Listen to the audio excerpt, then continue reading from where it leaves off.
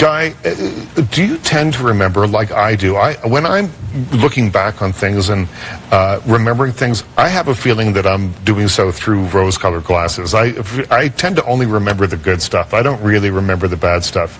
Is that the same for you? I say no. No? No, I remember the bad everything. Some things you kind of wish you didn't remember, you know? Yeah, life's funny like that. Well, I think that those memories, though, have as much of a purpose in our lives as the good ones. But I wonder what it is about how we remember, because it feels to me as though we are remembering things in a way that has really nothing to do with reality in a lot of ways. Yeah. If 3 people are in a room and something happens, they will remember it 3 different ways. Sure. Well, yes and no. I mean, there's evolutionary aspects to memory, remembering, you know, what family you belong to, where the food is, where the danger is. We have similar kinds of capabilities to recognize those things. But when you talk about specific events that have happened, yeah, 3 different people have slightly different versions of the event. As a chef, I imagine smell triggers. We were chatting about this before. Yeah. Smell is huge, not only for food. We were chatting about smell and just the idea of like walking down the street and walking by someone that maybe smells like someone that's in your life or in a past part of your life. And we're just saying how it's a wonderful thing, because then suddenly this person like pops into your mind that you hadn't thought of previously. And usually it is a wonderful thing, but not always. And the thing about smell, well, we can talk about that, but the thing about smell is, unlike visual cues or things that you hear that can trigger memories, smell does it with emotion attached, because the smell center of the brain has direct connections both to the memory center, the hippocampus, that fancy word, and the amygdala, the emotion center, in a way that that vision and tactile stimulation don't have.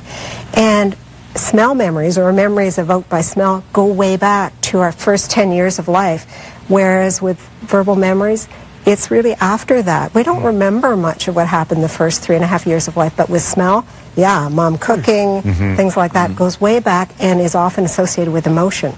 So it's for me, huge. it's music.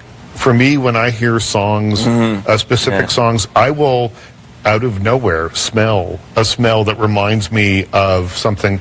I grew up, had a den that only me and my teenage friends hung around, so it had a unique kind of funk to it. I guess. And I hear certain songs that I would have played often, and I have this memory, this sense memory of that comes flooding back to me. Yeah. Well, that's the beauty of it too, because it's like smell will just bring one thing, then it's another thing, and then you can just create the whole situation in your mind. Yeah. Kurt, you're a music guy. What music brings back memories for you? Early 70s rock. Yeah. The same reason I'm going to guess as yours. Yeah, yeah. And it's always funny when I think about like how my weekends would start was always that exact way. Like just put on whatever radio station was just putting that out, and it's still actually like we obviously play music at the shop while we're tattooing, and there's an occasion where I would like, you know, I'll be in such focus of what I'm up to that will be the one thing that kind of like snaps me out of it, you know. So it works.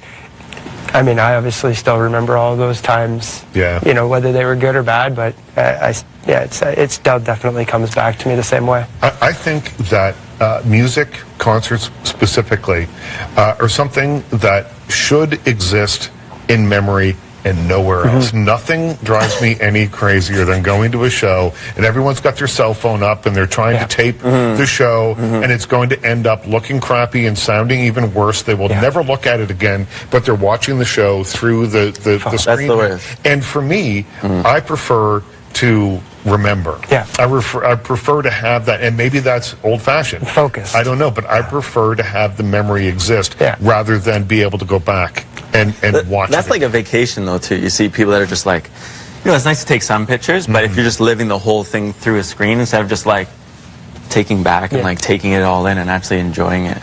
It actually, I mean, the volume of film that you end up taking, you'll never look back at it. Never look at it. And it doesn't help you appreciate the moment or even encode those memories very well unless you revisit them and actually look at it. So it's counterproductive. Do crosswords help improve memory? That's a good question. any mental activity that gets you problem solving Yeah. can help enrich the brain network, which means growing new brain cells, growing connections between brain cells. It doesn't have to be crosswords. Some people hate crosswords, and you shouldn't do it if it's slavish homework. Do Sudoku, go to a lecture, go to a museum tour, do something you enjoy that uses your brain. Problem solving being the best way, not shooting at targets. That's not really the best way. So yes, in a general sense, but there isn't, for a brain healthy lifestyle, this exact recipe. You must eat blueberries. Sorry, that's you, blueberries. But Kurt is an artist. Yeah. Kurt is an artist. Yeah. And I think that there's something, and Guy is as well, in a different way. I'm talking here about creating visual art. I think that there's something that uses a part of the mind there and a part of the brain there that doesn't get used in any other Absolutely. There's a documentary, well, there's a couple of them, Alive Inside, which is about the power of music to evoke memories and sense of self in people who are really quite far gone in loss of memory. And there's another documentary, I Remember Better When I Paint. Right. You know, getting it exactly at this different pathway in the brain for creative endeavors that can evoke memories where verbal memories are lost. And Kurt, you talked about the focus that you have when you're tattooing someone. Now, the canvas is alive, and they're going to live that for you. You can't paint over it, really. That's you know, there's something about that. Yeah, that's right. But that focus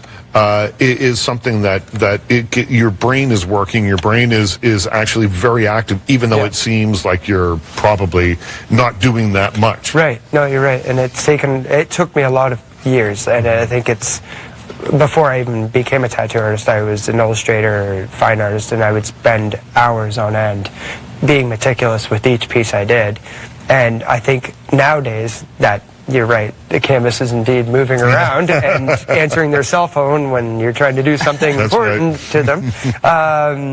That the focus that I've had from previous practice has allowed me to really, knuckle down and be very meticulous with somebody's actual body. Body. So, yeah, exactly. So, yeah. We have to leave it there. Thank you so much. Thank you. I will remember this panel fondly. When we come back, memories from my hometown. Cheers, everybody. Thank you. Thank you. That was fun. Thank you.